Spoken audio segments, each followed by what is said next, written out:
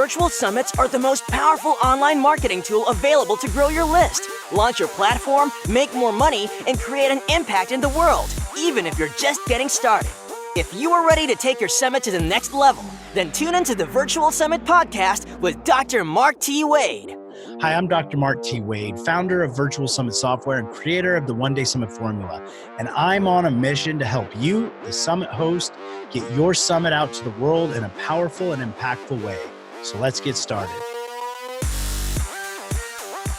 Hey, Summit host, Dr. Mark T. Wade here, founder of Virtual Summit Software, your host on the Virtual Summit Podcast. We are in for a treat on today's episode. I got legendary Ben Settle with me here today, and we're going to be coming at it from the aspect of speaking. We've got Ben, who is a speaker, spoken on lots of platforms, including Virtual Summit. So we're going to be digging down into some thoughts and even some what we may look at as a little contradictory or a little stimulating today. So I'm excited to jump into that. Now, before we get into those aspects, Ben, I'd love for you just to take a few moments and tell our audience just a little bit more about yourself. Well, I'll tell you, I could give the long drawn out thing that, takes a half hour, but I'll give the too long didn't read version. So once in a while, I'm able, somehow I will end up going to a social event. I'm like the most antisocial guy in the world. I would much rather just be hanging out here with my dog who's over here all day than go on a Friday night. But once in a while I get dragged out. And invariably, as you probably know and everyone watching this knows, somebody to make small talk questions will say, well, what do you do? And I used to struggle with this because, when you sell online and all this, I'm an email guy primarily. What do I want to say? I write spam. I could say, it'd actually be a fun way to open a conversation. But I always say, look, I wake up, I write an email, and then I go play the rest of the day, which is, mostly true. I do other stuff because I get bored out of my mind if that was the only thing, but that's all I really have to do all day. And that's what I do. I get up, I write an email selling one of my offers, and then I'm done. I go do whatever I want. Usually it's to work on something else, write novels or something. But that's the real short version of what I do. And, I do a lot of these types of virtual summits and podcasts and all that. I used to do a lot of public speaking, but I actually try to get out of doing those now. In fact, I just turned down like a really major one, Funnel Hacking Live recently.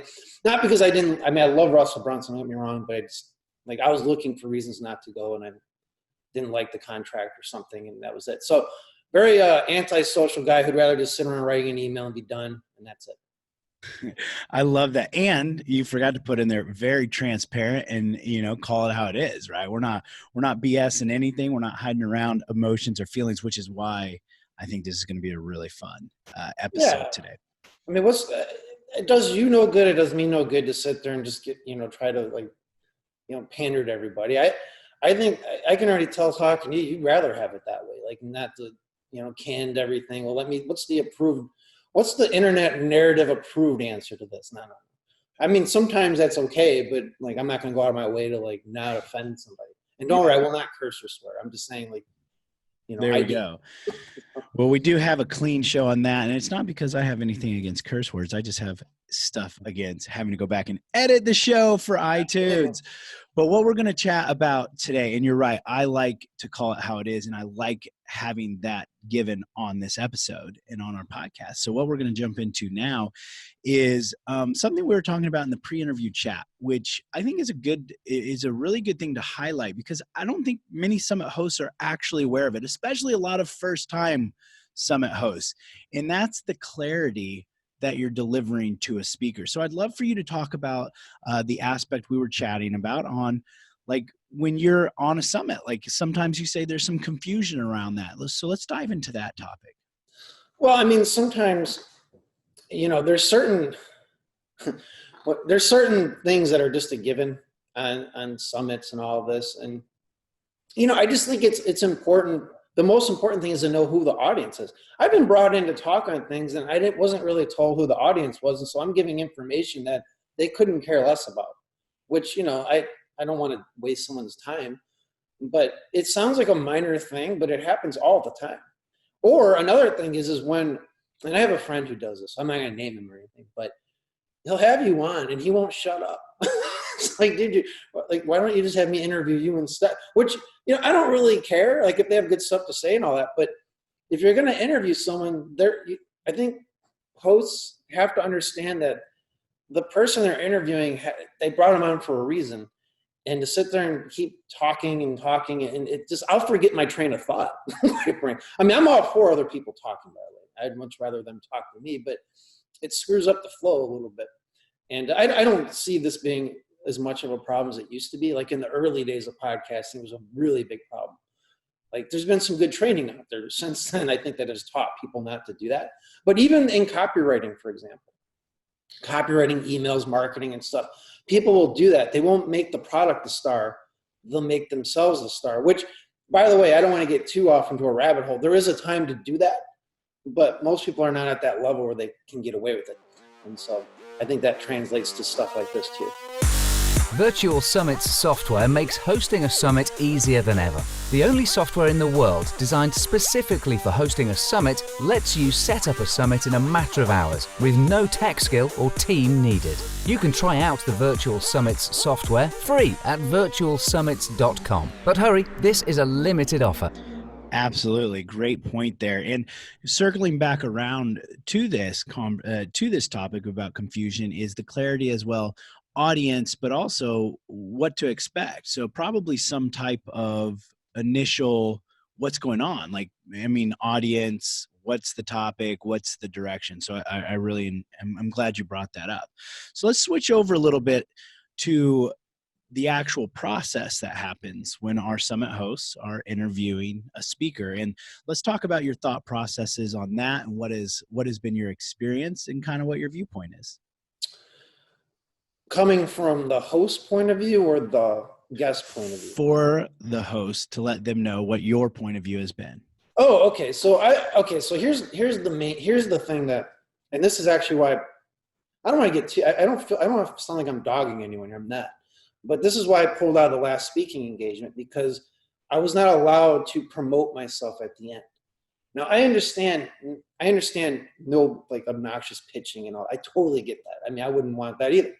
But to not at least be able to give an opt-in, to not be able to use that opportunity to curate out people I don't want finding me.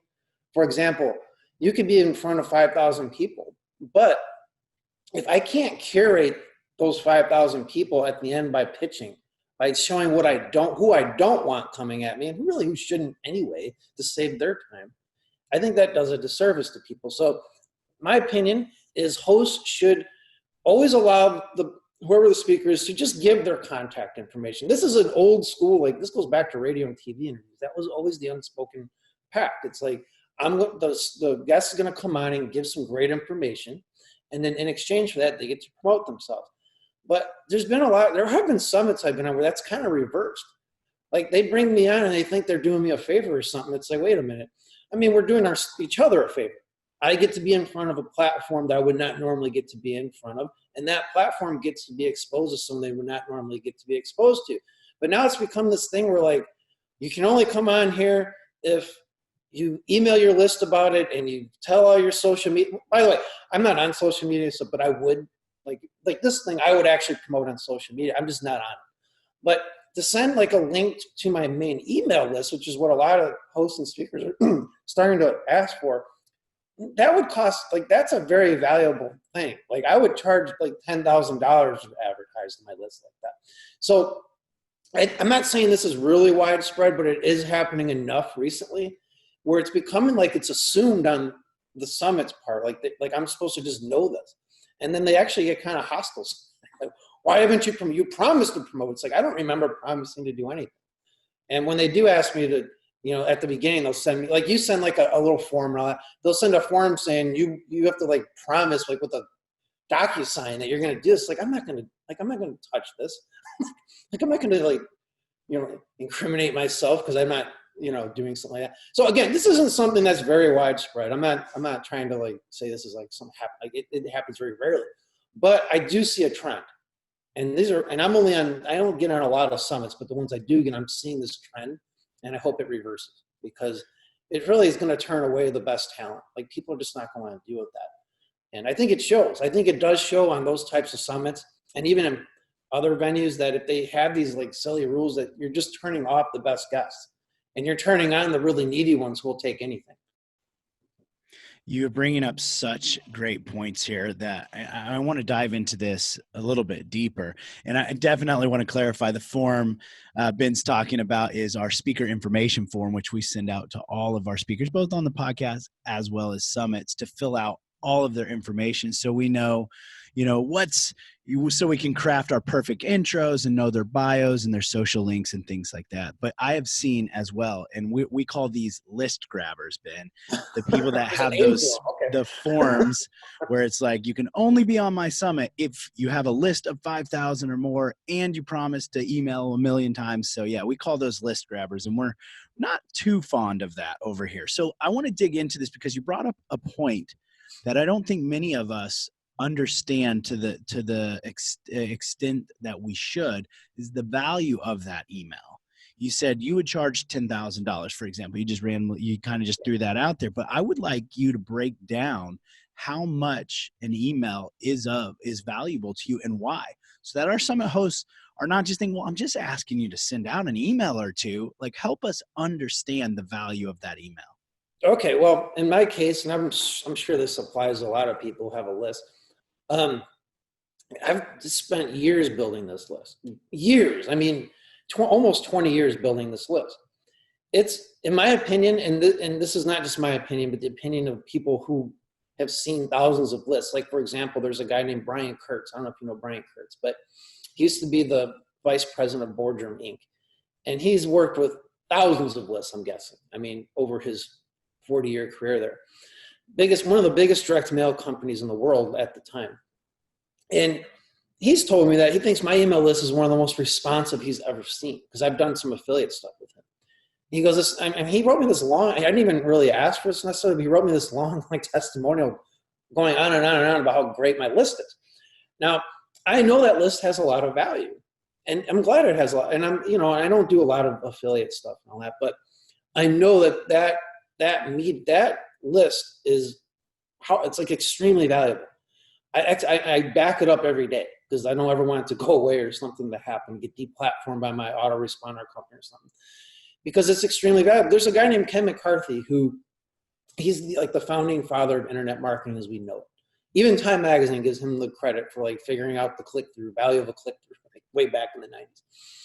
And he has this book called The System Club Letters, which is like my all-time favorite business book. I told him it's my bathroom reading for like 5 years straight, and I joked with him, "Do you want to borrow it?" And he didn't want it. But it's a great book, and he has a chapter in there about like how seriously he takes his list, his email list and his direct mail list, where he backs it up and takes it to a security box at the bank, because it's that valuable to him.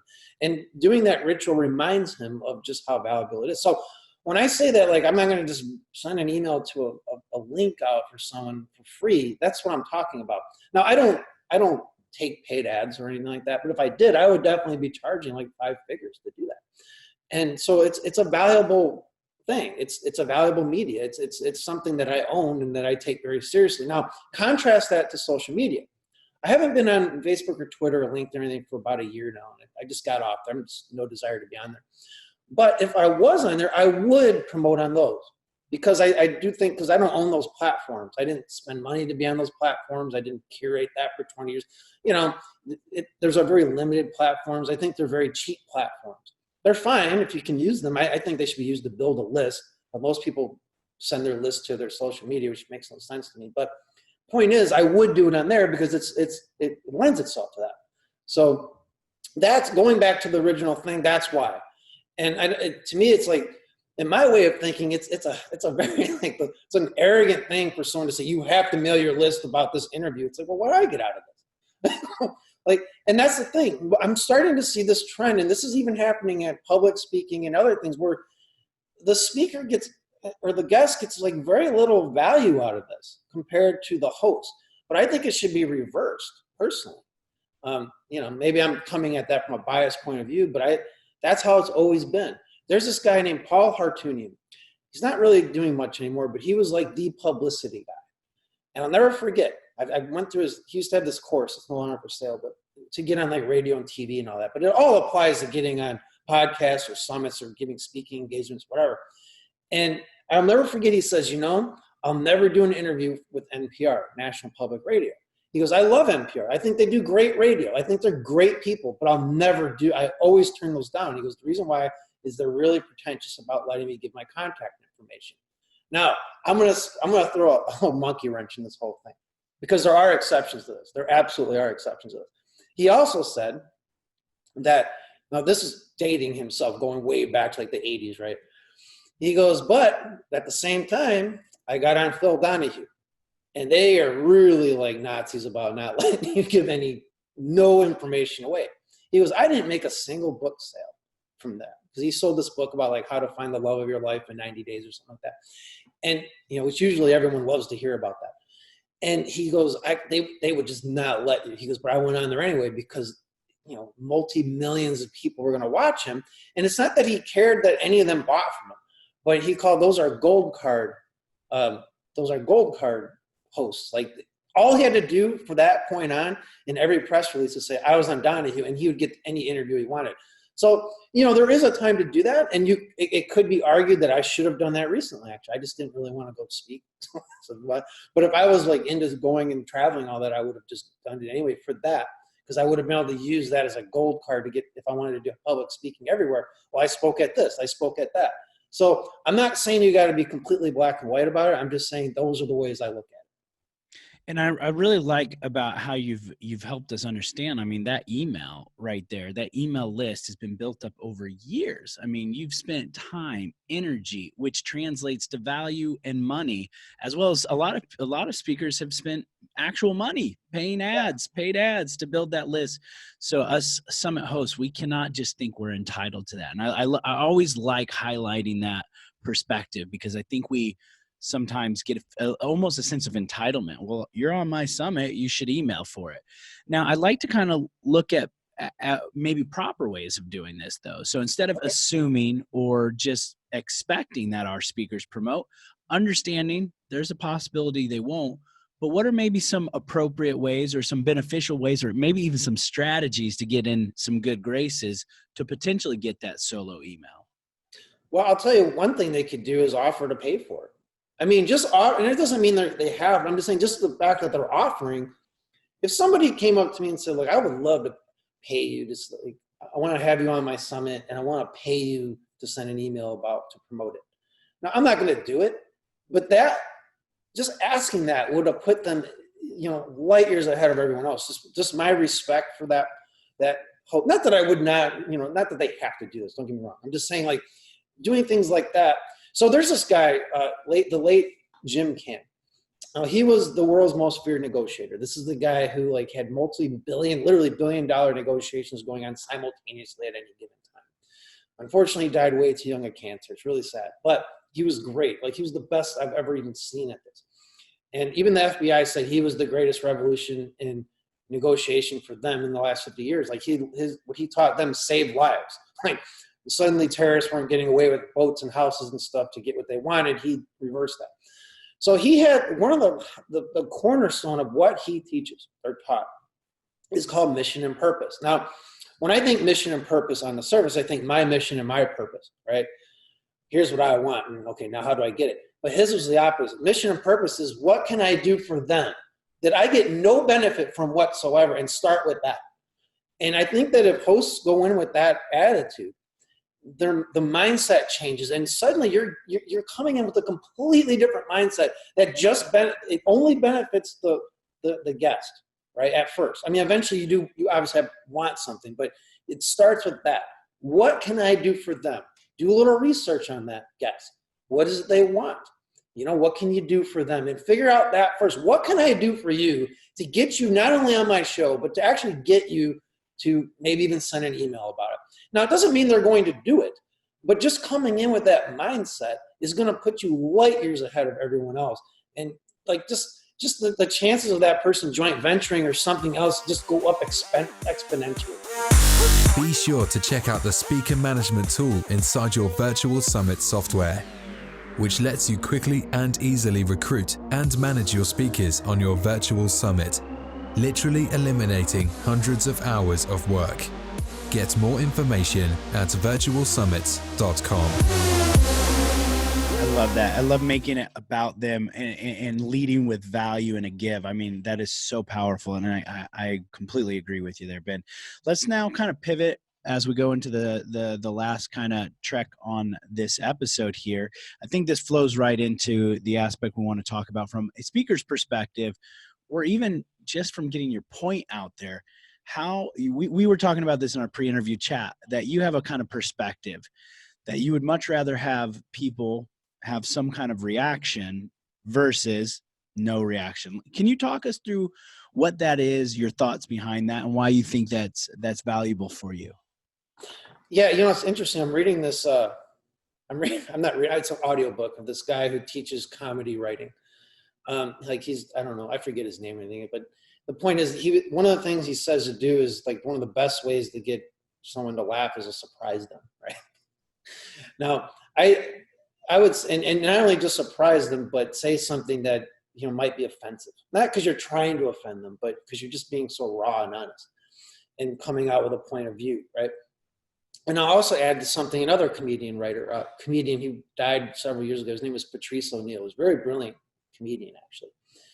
And he used to have this show called The Black Phillip Show, which was about relationship advice and dating advice. It was just, you can listen to it free on YouTube. There's like 12 episodes. It's just like, it's like addictive listening.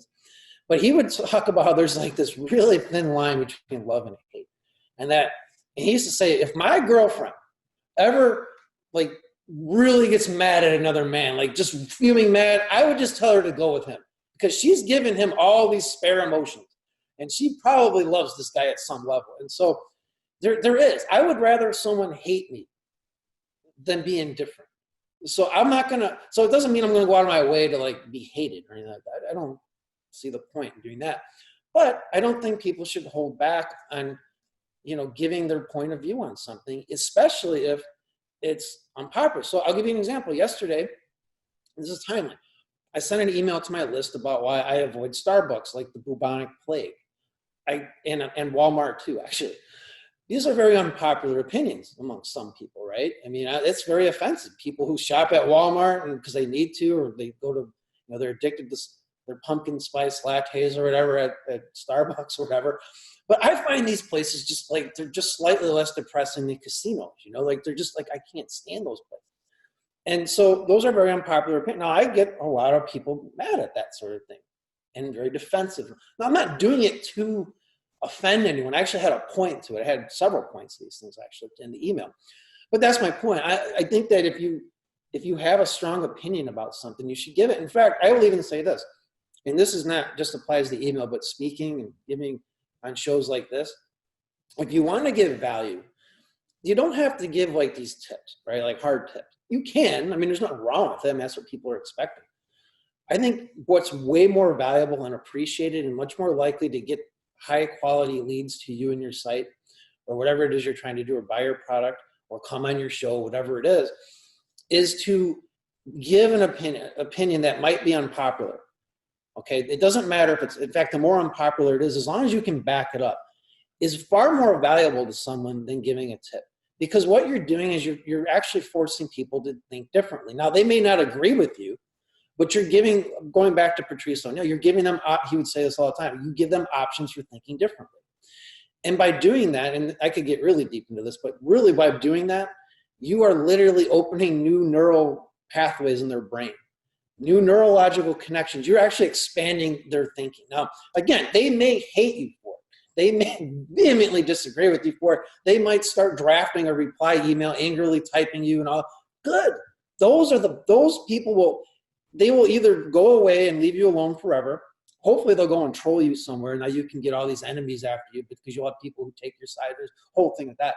But some of them will actually turn and actually say, if they're intellectually honest and you make a good case, yeah, they might have a point, and they stick around and they become some of the best customers and clients you'll ever ask for.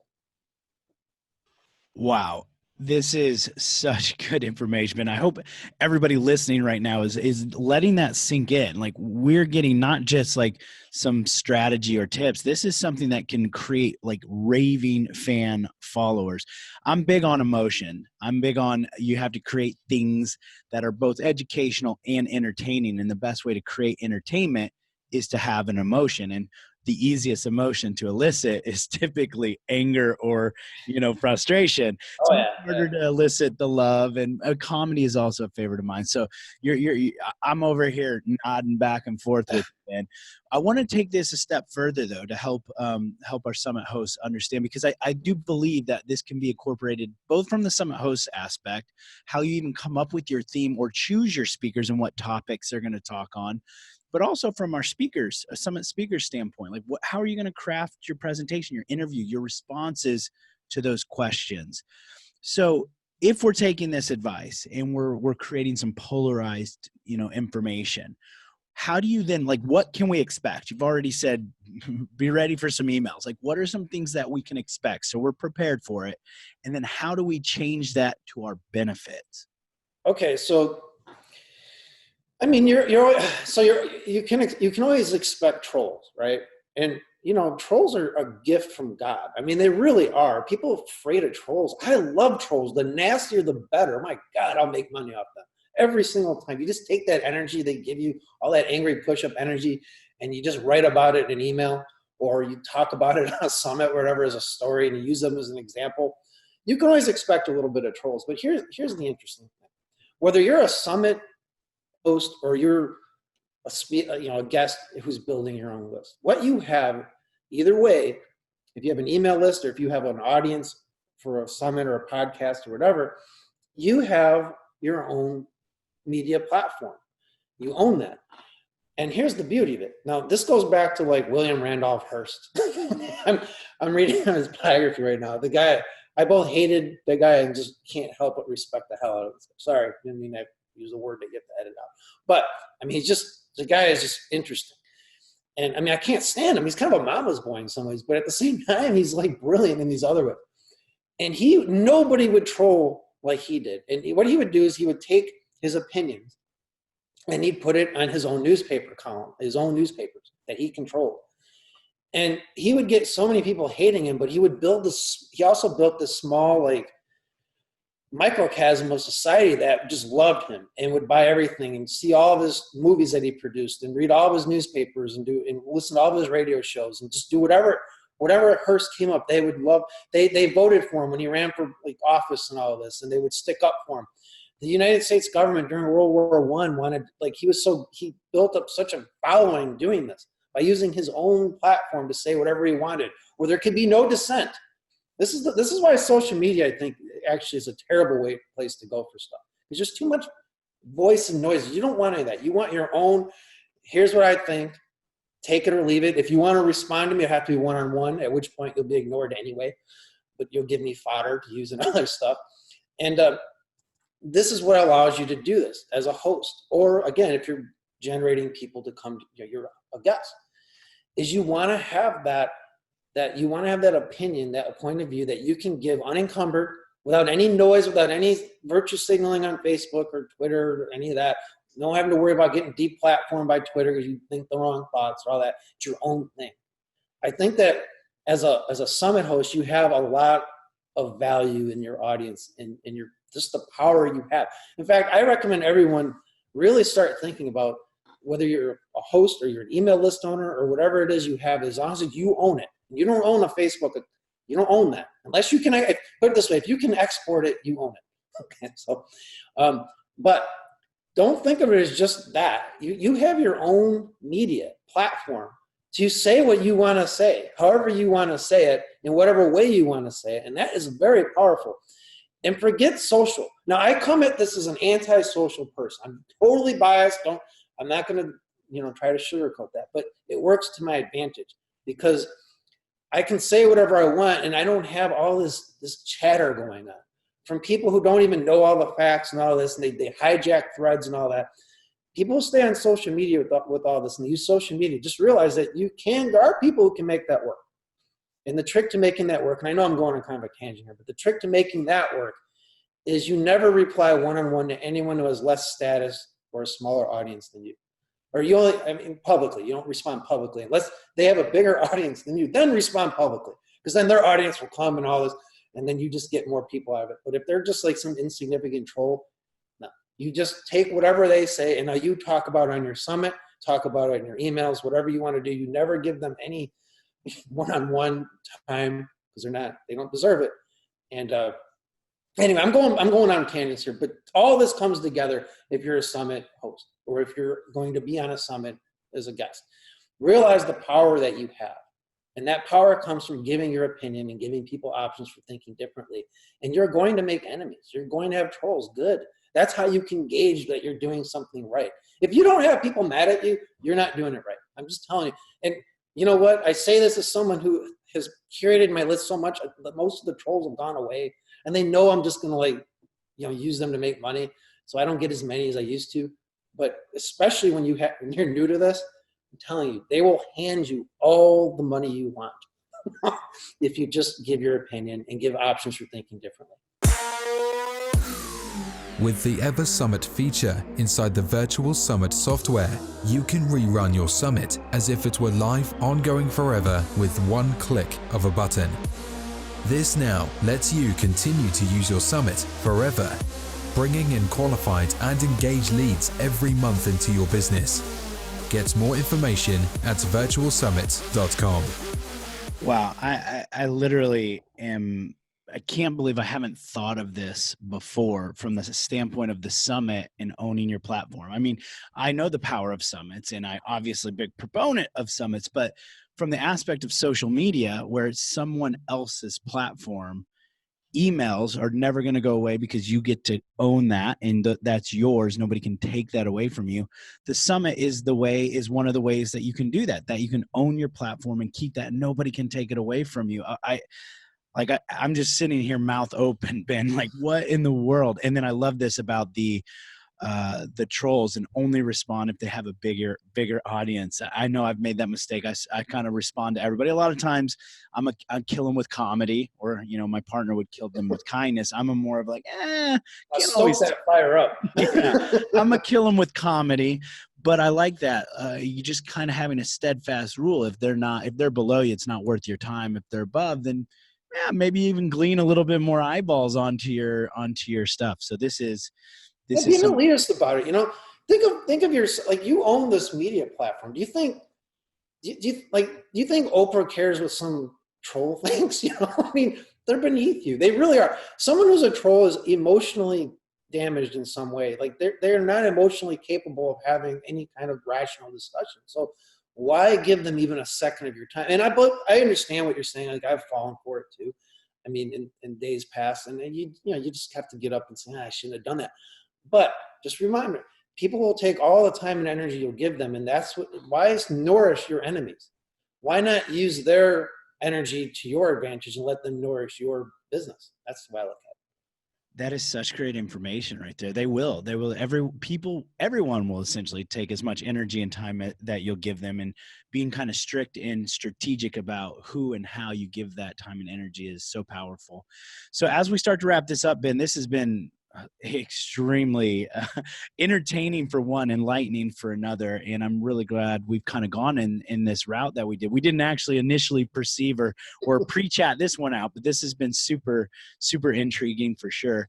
I'd love for you to let all the summit hosts listening, all the summit speakers, everybody tuning in here, know where you're hanging out, how they can best get in touch with you, because some of them are probably going, I need to have Ben over here on my summit. So how can they best get in touch with you? They can just go to bensettle.com. And, if you go there, you don't have to give your email address, but if you do give me your precious email address and entrust me with this email address and opt in, I'll send you the first issue of my Email Players newsletter as a PDF. It's a print newsletter, but I send the first issue as a PDF. It's an absolutely legitimate $97 a month newsletter. That's what it's worth. You can use it to make more sales. You can use it to, make sales to your summit people or whatever you want. Like it applies to, I don't care what kind of product you're selling. It really doesn't matter. It's an absolute no-brainer to do that. If you want to, I also have like 100 hours of podcast audios on there for free. You don't even have to opt in for that. I have some other media interviews and that sort of thing. You can go and see if I'm worthy of being on your show. I rarely turn down podcasts. Sometimes I have fun, like I did with you, where I sent you that question. By the way, the question I sent you was kind of as a joke. I didn't really expect you to, I was going to come on your show. But as it is, this bensettle.com, and I hope that this has been helpful. I really do. I hope it's got people thinking differently. And I hope that you all use it to make more sales or grow your audience or whatever you want to do. Well, I know it's got me thinking a little bit differently. It's got me thinking for sure. I've got all kinds of notes and ideas jotted down over here next to me. So I'm grateful for you, and I thank you very much for that, Ben. What I'd love for you to do before we hop off here is just kind of leave the audience with one final parting piece of wisdom. Well, when it comes to any kind of persuasive communication or selling, even influencing, whatever you're trying to do, just realize that you're always safe in the audience's world. I mean, really, you always want, for example, when someone says, what would you like to talk about? My first question is, well, what does your audience want to know? Because it's really about them and not about me as a guest. So it's surprising how little that gets done, and I think that's the thing. I think as a summit owner, you got to become more of a marketer and less of a summit host. Because marketing 101 is, what do they want? How can I build a bridge from what they want to what I can give them? And then whatever questions you ask come out of that. And then it makes everything better for everybody. Such great information. Thanks again, Ben. It's been an absolute pleasure. I've enjoyed having you on here. Thank you. Thank you. I appreciate it. And thank you, all you Summit hosts, tuning in with us, with me and Ben here on the Virtual Summit Podcast. I'm Dr. Mark T. Wade, founder of Virtual Summit Software. And remember, your message matters, so go out and make an impact in the world. Don't forget to check out the show notes over at podcast.virtualsummits.com/83 to get links to all these cool things that Ben and I have just been chatting about. And we'll see you on the next episode. Thanks for listening. Now don't forget to subscribe and leave a 5-star review on the Virtual Summit Podcast. Head over to the show notes to check out all the links and resources from this episode, and be sure to grab your free trial of the Virtual Summit software. Now, I want to end this episode by saying to all the Summit hosts listening right now, I believe in you, and you can do this. Summits are by far one of the most powerful ways to quickly grow your list, launch your platform, make more money, and most importantly, make an impact in the world, even if you're just getting started. So don't get caught up in analysis paralysis, because the world needs to hear your message, and there are people who are waiting for you to help them. So just get started, because imperfect action is always better than no action. Thank you, and see you on the next episode.